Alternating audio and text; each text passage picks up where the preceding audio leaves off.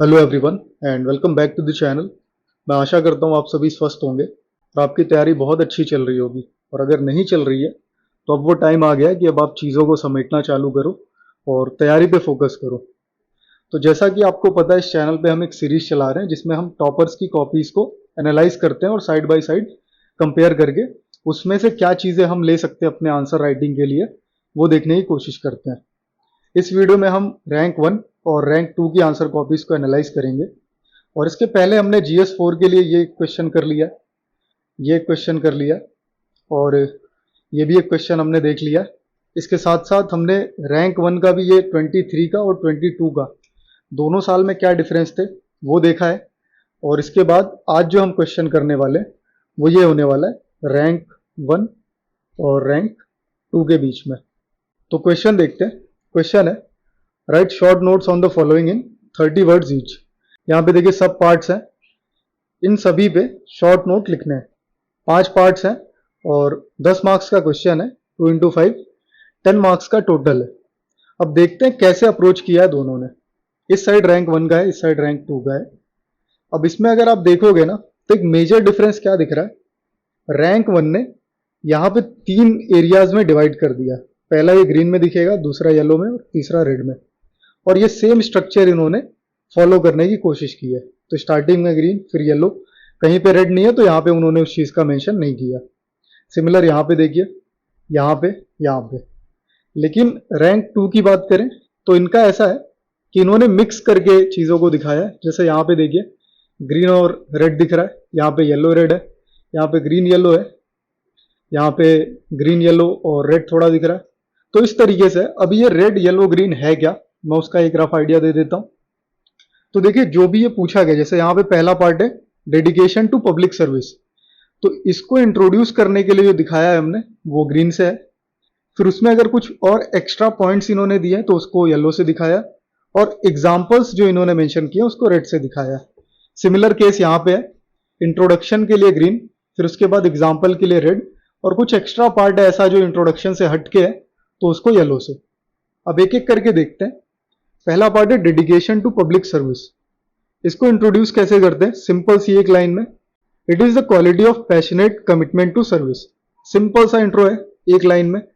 इसके बाद इन्होंने ये एरिया रखा है नीड का, कि इसकी जरूरत क्यों है। तो पहली जरूरत क्यों है, डिफिकल्टी ऑफ बीइंग गुड। इस वजह से जो है पब्लिक सर्विस के टुवर्ड्स डेडिकेशन होना चाहिए। उसके बाद है गो extra mile for welfare. Welfare के लिए एक कदम आपको आगे होना चाहिए, तभी आप डेडिकेटेड हो अपनी पब्लिक सर्विस के लिए। और तीसरा इनका है इनोवेट। इसमें अब एग्जाम्पल इन्होंने क्या दिया है, एग्जाम्पल देखिए। यहाँ पे इन्होंने लक्ष्मी कृष्णा IAS का मेंशन किया, जिन्होंने मिशन बंगाई गांव इसको लीड किया। अब ये एक एग्जाम्पल इन्होंने ये गो फॉर एक्स्ट्रा माइल इसमें दिया, जो वेलफेयर की बात हो रही है। इनोवेट में इन्होंने क्या एग्जाम्पल दिया, E Sreedharan metro station built in 3 months. तो इनोवेशन करके 3 महीने में ये मेट्रो स्टेशन को बनाया गया। ये यहाँ पे इन्होंने अगला पॉइंट दिया। इनके पहले पार्ट को देखें। पहला पार्ट क्या है, इन्होंने देखिए इंट्रो में क्या दिया, symbolises one's attitude to meet the ethos of public service delivery. ठीक है, इनका भी इंट्रो छोटा सा ये एक लाइन में, जैसे यहाँ पे इन्होंने दिया था। अब एग्जाम्पल देखिए, इन्होंने मेंशन किया सौम्या पांडे।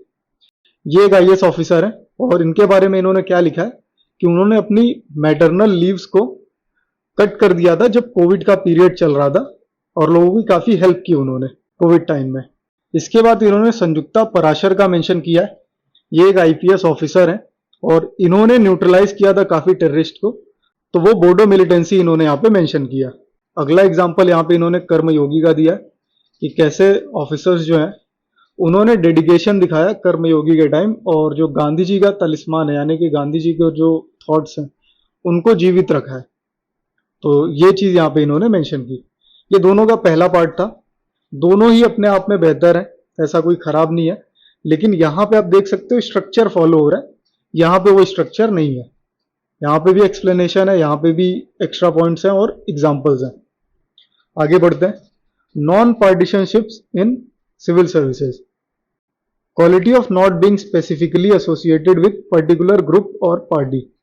पार्टीशनशिप का मतलब यही होता है कि आप किसी के साथ एसोसिएट हो जाओ, पॉलिटिकल आइडियोलॉजी के साथ या ग्रुप्स के साथ, तो यहाँ पे इन्होंने सिंपल लैंग्वेज में डिफाइन कर दिया है कि नॉन पार्टिसनशिप का मतलब ये होता है। इसके बाद नीड की बात की इन्होंने, जैसे यहाँ पे की थी। तो इसकी जरूरत क्यों है? Uphold trust of political boss for scheme implementation. तो पॉलिटिकल जो भी आपका बॉस होगा या जो आपका हायरार्की में अथॉरिटी होगी, उसका ट्रस्ट बनाए रखने के लिए ये चीज की जरूरत है और स्कीम ढंग से इंप्लीमेंट हो पाए। इसके बाद है trust of public in benefits irrespective of voting pattern. तो जो लीडर है, पॉलिटिकल लीडर है, वो तो अपने वोटिंग पैटर्न के हिसाब से चीजें करेगा, लेकिन यहाँ पे आपको ट्रस्ट बनाए रखना पब्लिक के साथ, इसलिए ये जरूरी है नॉन पार्टिसनशिप इन पब्लिक सर्विस या सिविल सर्विस। इनकी बात करें तो इन्होंने क्या किया है, इन्होंने सेकेंड एआरसी का मेंशन किया है और बताया कि इससे क्या बताया जा रहा है, non partisanship is at the core of good governance. देखिए यहाँ पे good governance, second ARC, impartiality and objectivity, इन तरीके के कीवर्ड्स का इन्होंने मेंशन किया है, जो कि इस एरिया को एक अच्छा एरिया बनाता है। इसके बाद आगे जाएंगे तो टीएन सेशन का इन्होंने मेंशन किया है। यहाँ पे इंटीग्रिटी और नॉन पार्टिसनशिप की बात की है इन्होंने, और यूपीएससी का भी मेंशन किया इन्होंने कि कमीशन कैसे एक ऑर्गेनाइजेशन है और इसने अपने इथोस को बचा के रखा हुआ है। ये सारा कुछ यहाँ पे मेंशन कर रहे हैं। अब यहाँ पे आप देख सकते हो, यहाँ पे कीवर्ड्स अच्छे देखने को मिले, और यहाँ पे अगर हम कहें तो यहाँ पे हमें स्ट्रक्चर ठीक ठाक देखने को मिला। अगला पार्ट है ऑब्जेक्टिविटी इन डिसीजन मेकिंग। फिर से वही एक बेसिक सा intro, quality of rational evidence based decision irrespective of personal biases. Simple सा एकदम, कुछ इसमें ऐसा कॉम्प्लेक्स है नहीं। नीड की बात करें, पहला पॉइंट है फॉर इंश्योरिंग ड्यू प्रोसेस। इसमें एग्जांपल दे रहे हैं बेनिफिशियरी आइडेंटिफिकेशन का। अगला है upholding chain of accountability to rules. तो अकाउंटेबिलिटी का इन्होंने मेंशन किया है कि आप अकाउंटेबल हो और वो चीज आप अपहोल्ड करो, उसके लिए ऑब्जेक्टिविटी आपके डिसीजन मेकिंग में होनी चाहिए। यहां पे आएंगे, यहां पे इन्होंने नोलन कमीशन का मेंशन किया है, और फिर से वही good governance, public service values और ऑब्जेक्टिविटी, इन तीन चीजों को लेके ये चल रहे हैं, जो कि यहाँ पे हमें देखने को मिला था, गुड गवर्नेंस और ऑब्जेक्टिविटी। कहीं ना कहीं इसमें ऑब्जेक्टिविटी का मेंशन था, तो ऑब्जेक्टिविटी तो कॉमन रहने वाला था, लेकिन ये गुड गवर्नेंस जो है यहाँ पे भी हमें देखने को मिला था। तो यहाँ से इन्होंने डिफाइन किया इसको कीवर्ड्स के साथ। फिर उसके बाद कुछ एग्जाम्पल भी दिया है, और ये ऐसे एग्जाम्पल्स हैं जिनको हम एक्स्ट्रा पॉइंट्स में काउंट कर सकते हैं। कुछ ऐसा स्पेसिफिक एग्जाम्पल इन्होंने दिया नहीं है।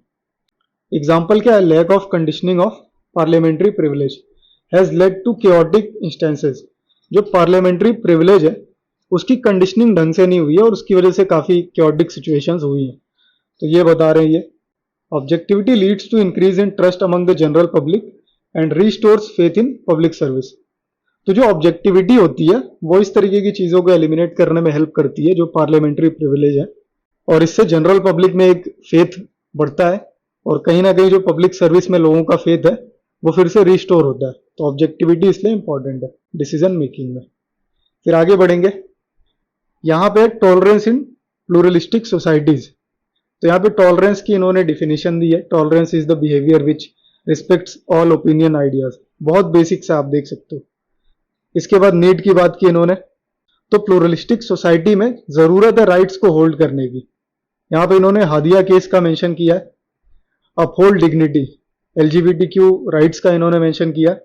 Development needs conflicting ideas, Galileo के हीलियोसेंट्रिसिटी का इन्होंने मेंशन किया है।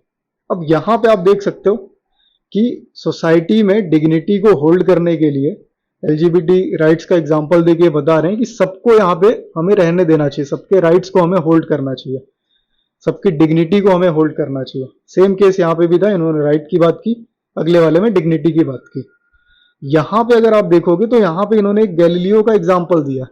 अब गैलीलियो का एग्जाम्पल आप इस तरीके से समझिए कि गैलीलियो के थॉट्स जो है वो रोमन कैथोलिक चर्च से अलग थे, और उसकी वजह से उनको काफी प्रॉब्लम्स झेलनी पड़ी जब उन्होंने अपनी हीलियोसेंट्रिसिटी की थ्योरी दी थी। तो यहाँ पे इन्होंने बताया कि कॉन्फ्लिक्टिंग आइडियाज जरूरी हैं डेवलपमेंटल चीजों के लिए। यहाँ पे इनका देखा जाए तो इन्होंने हेलन केलर का मेंशन किया और बताया कि कैसे tolerance is the biggest outcome of education. तो टॉलरेंस की इन्होंने डेफिनेशन दी है। फिर उसके बाद टॉलरेंस पे और बातें की है कि कैसे प्लूरलिस्टिक सोसाइटी में और ओपननेस लाता है, ये ओपन सोसाइटी क्रिएट करता है और सभी के राइट्स और लिबर्टीज को बैलेंस करता है। यहाँ पे एक और एग्जांपल इन्होंने दिया कार्ल पॉपर का। और फिर से इन्होंने कुछ मेंशन किया टॉलरेंस से रिलेटेड कि tyranny of majority is limited and all voices get heard, this ensures unity in diversity and fraternity among all. तो ये कहीं ना कहीं प्लूरल थॉट्स दिखाने की कोशिश कर रहे हैं कि सोसाइटी में अगर प्लूरल थॉट्स के लोग हैं तो उन्हें साथ मिलकर रहने की जरूरत है, एक दूसरे की लिबर्टीज को ध्यान रखना है, राइट्स को ध्यान रखना है और एक दूसरे के ओपिनियंस को रिस्पेक्ट करना है, जिससे हमें डाइवर्सिटी में यूनिटी देखने को मिलेगी और कहीं ना कहीं एक भाईचारा देखने को मिलेगा। लास्ट पार्ट पे आते हैं, कंपैशन इन पब्लिक सर्विस। इसमें आप देखोगे तो कंपैशन की फिर से इन्होंने डेफिनेशन दी है। Compassion is the value of acting according to others' needs while understanding for summum bonum. तो समम बोनम का मतलब ये होता है, लैटिन फ्रेज है, इसका मतलब ये होता है कि हाईएस्ट गुड। ये इस तरीके के फ्रेज आपको याद करने पड़ेंगे कुछ, जिससे आप अपने एथिक्स के और एस्से के आंसर्स को एनरिच कर सको। तो बेसिक सी डेफिनेशन दी है इन्होंने। उसके बाद वही नीड वाला स्ट्रक्चर इन्होंने फॉलो किया और पहली नीड बताइए कि इम्पैथेटिक एडमिनिस्ट्रेशन को अपहोल्ड करती है ये चीज। अगर आप कंपैशनेट हो किसी के टुवर्ड्स तो वहां पे आप इम्पैथी दिखा सकते हो। और एग्जाम्पल में इन्होंने संयुक्ता पराशर का मेंशन किया है, जो कि इनके आंसर में भी देखने को मिला था यहाँ पे। फिर उसके बाद सर्विस डिलीवरी की बात कर रहे हैं विद पीपल सेंट्रिसिटी। यहाँ पे किरण बेदी का इन्होंने मेंशन किया प्रिजन रिफॉर्म्स का। उसके बाद ये एक्स्ट्रा माइल जाने की बात कर रहे हैं वेलफेयर के लिए। यहाँ पे आईपीएस अंजलि का मेंशन किया इन्होंने, जिन्होंने एक ओल्ड लेडी के घर तक इलेक्ट्रिसिटी लाने के लिए काम किया और ये कहीं ना कहीं एक्स्ट्रा माइल गए इस काम के लिए। तो ये चीज इन्होंने यहाँ पे मेंशन की है। इनका देखा जाए तो इन्होंने दलाई लामा से शुरू किया और बताया कि कैसे वो कहते हैं compassion is not deemed to be luxury but a basic necessity for smooth functioning of society.